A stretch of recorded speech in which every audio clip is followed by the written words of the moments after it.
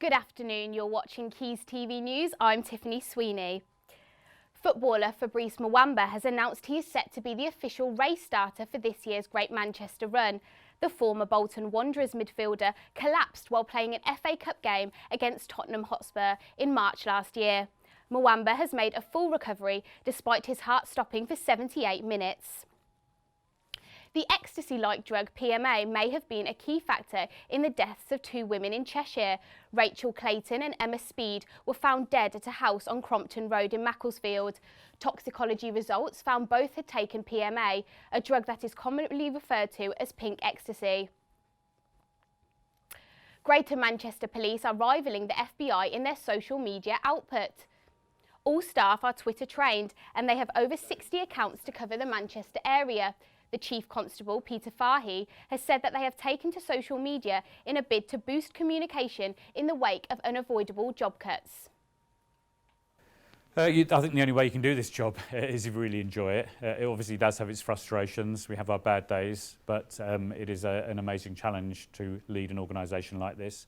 I have an amazing workforce and Greater Manchester just presents all sorts of policing challenges, so I'm very lucky. It's a great job. Every police force is facing, sadly, the same level of cuts. I think there's always this argument between Manchester and Birmingham as to which is the second city. I'd be very clear that I think Manchester is the second city. That's taken into account. London is the first, and and that is quite seriously just about the sheer number of events that take place here, the huge profile of the football. The number of visitors that we get, the number of big events like the party political conferences. So there is just something about Manchester and Greater Manchester, which captures the public imagination and does put a particular profile around the force and what we do. We know the realities of the economic situation. There is no point in asking for more money. It is about greater freedom to work in a different way with local people and with other agencies here in Greater Manchester so we can be more effective in reducing crime. Now, the University of Salford's Journalism Awards are coming up on the 9th of May, and joining us today is the Awards Committee member, Fizza Tahir. Hi Fizza, thank you for joining us today. Hi Tiffany. Now, tell us a bit about the Journalism Awards then. Well, like you said, they're taking place on the 9th of May and they are happening at the DPL Lab, which is downstairs here in Media City. And it's basically a celebration of the 350 journalism students we have here, because we have excellent abilities, efforts and skills, and we want to recognise that and of course showcase it on this night. So how can students submit their work and when is the deadline? Deadline is tight. We have 1 week left, so deadline is next Friday on the 26th of April, so we need to get entries in ASAP, and all the information about the categories, how to submit, where to submit to is on our website. That's salfordunijournalismawards.eventbrite.co.uk. And why do you think this Journalism Awards is going to be better than last year? So have we got any special guests or anything exciting lined up? I'm glad you asked that, Tiffany, because this year it is going to be bigger and better. We have a cinematic theme almost, so it's going to be almost like the student Oscars, for example. So you can come with your lovely dress, and we want the guys in their suits and ties. So very Hollywood and cinematic. Formal. Let's keep it sophisticated though. Okay, and what about Twitter? Is there going to be a hashtag on the day where people can keep involved in what's going on? Yes, we have our Twitter account up right now, so it's at UOSJA13. So everyone get tweeting, follow us and hashtagging. Let's start talking about the Journalism Awards now. Any questions you have, anything you want to ask us, just tweet us and get hashtagging. And what about the judges? Have we got any judges confirmed? Yes, we do have some industry people, some professionals. We have people from the BBC, ITN, and of course our very own tutors and lecturers. Okay, and what about tickets? How can people get hold of tickets? Are they still available? Well, I would like to confirm that tickets have now sold out, unfortunately. No. Yes, so I hope you got your ticket, Tiffany. Yes, I did. So yes, they sold out this morning. They went really fast. But you still can submit work. Like I said, submission deadline is next week. And what date is it and what time does it start, the event?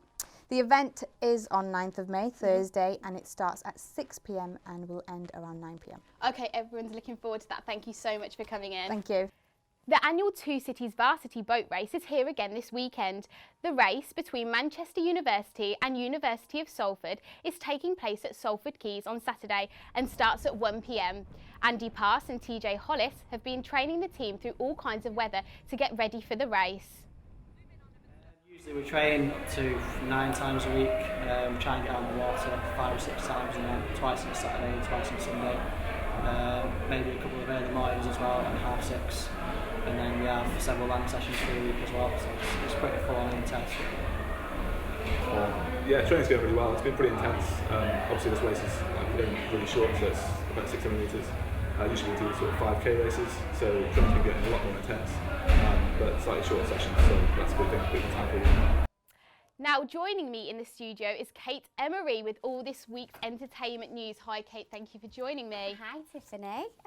First, the View Cinema's film of the week is Olympus Has Fallen. This film was about a former bodyguard of the President, Michael Banning, who was played by the gorgeous Gerard Butler. Banning finds himself trapped in the White House during a terrorist attack, and it becomes his responsibility to rescue the President.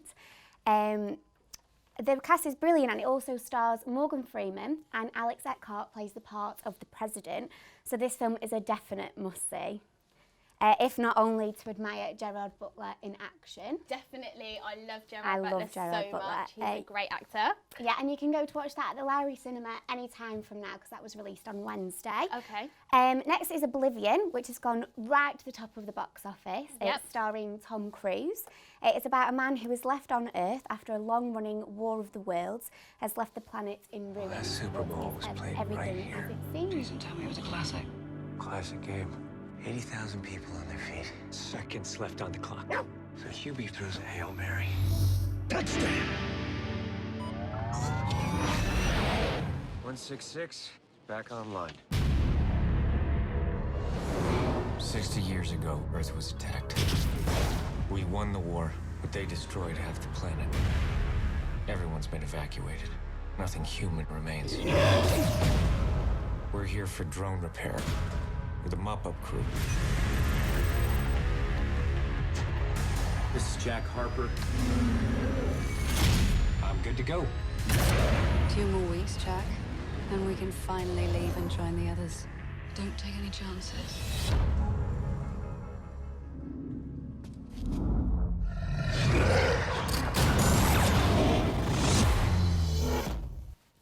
That looks very much a sci-fi film. Not my cup of tea, but definitely a good watch. I don't know, I quite like sci-fi now. Do you? Yeah, Are you I a do. secret geek, Kate?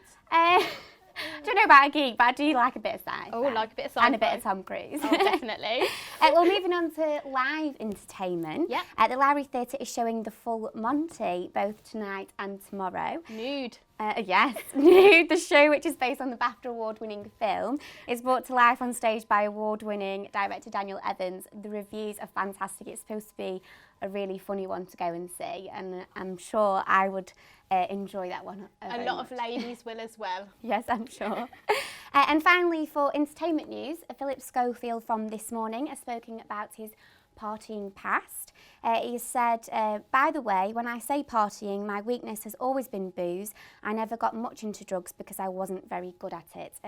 But this is talking about his days as a BBC children's presenter. So Wow, I would have never thought that about Philip. I know, you wouldn't think so, but he's got many secrets, that man. Deep, dark secrets. Thank you so much for joining me, Thank Kate. you, Tiffany. We are part of a proud nation, pooch lovers, and many of us see our dogs as our faithful best friend. The Manchester Museum is holding an exhibition, Breed the British and Their Dogs. Earlier this week, I went down to find out more. Breed reveals the enduring and affectionate relationship between the British people and their dogs. It explores the very beginnings of pedigree dog breeding in Britain. The exhibition has been developed with the University of Manchester's History of Science. Manchester Museum is holding an exhibition called Breed the British and Their Dog. It explores the relationship between the owner and its dog. It's open until April the 14th and is free for anyone to come along.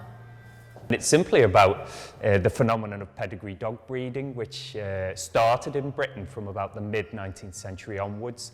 So we explore why it happened in Britain, how it came about, the different type of people involved in it, and explore the wonderful history of these different types of dogs as well. Each dog expresses different British characteristics. This event focuses on 6 pedigree dogs. Select those dogs, those breeds which had some fantastic stories associated with them that tell you something about British character and British history as well. So those 6 breeds are the Bulldog, obviously, the British Bulldog, the Bloodhound, the borzoi, which is a peculiar one which very many people haven't heard of, the Irish wolfhound, the collie and the Pekingese. The exhibition displays video footage of dogs over the years and has been extremely popular with families. I think because the dogs are at a really good height for small children, they really enjoy it. The Pekingese has gone down really well. As you can see, his tongue's sticking out, so we've even had a little girl came and bought a card, little Christmas card for him as well. So yeah, it's gone down really well. The response has been positive and it is definitely a must-see event. Tiffany Sweeney reporting for Quays TV News. And now with the sport, joining me in the studio is Thomas Deegan. Thanks, Tiffany. Sir Chris Hoy retires from cycling. He won six Olympic gold medals and 11 world titles.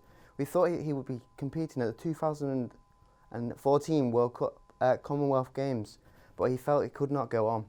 In football, Wigan are travelling to Stoke on Saturday, with both sides needing a win to help them beat the drop. On Sunday, Man City will head to the capital to play Spurs. The Blues feel confident after beating Chelsea at the weekend in the FA Cup semi-final. And then Monday, Man United are playing Aston Villa at Old Trafford.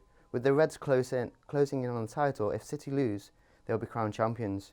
In rugby union, Steve Diamond had admitted he's embarrassed that Sale Sharks have been involved in a relegation battle this season. The Sharks travel to Northampton looking to build a gap between both the bottom two sides. On Rugby League, Brian Noble wants to leave a legacy at Salford Reds after being unveiled as the new head coach of Super League bottom club. The Reds take a fellow struggle Castlefield on Saturday. Finally, Lancashire Cricket Club held a media open day recently, showing off their new kit and their newly redeveloped stadium. Emily Bergen went to find out more. A new season and a brand new look for Lancashire County Cricket Club. They showed off their new 2020 kit, along with their one-day kit and their Test cricket kit too. £45 million was also spent on redeveloping the grounds and training facilities.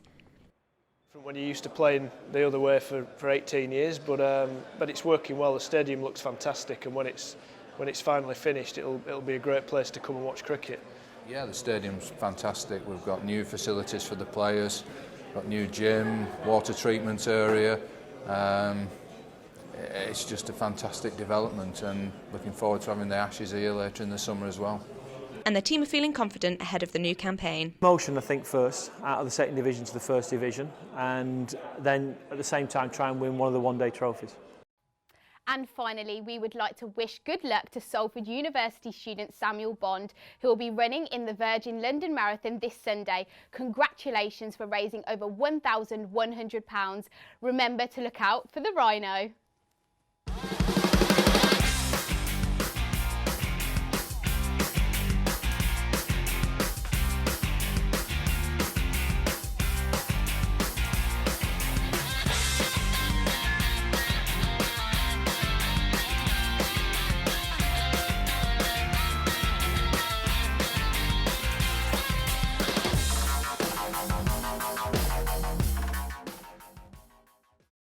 From us today, remember you can keep up to date with Quays News by visiting our website quaysnews.net.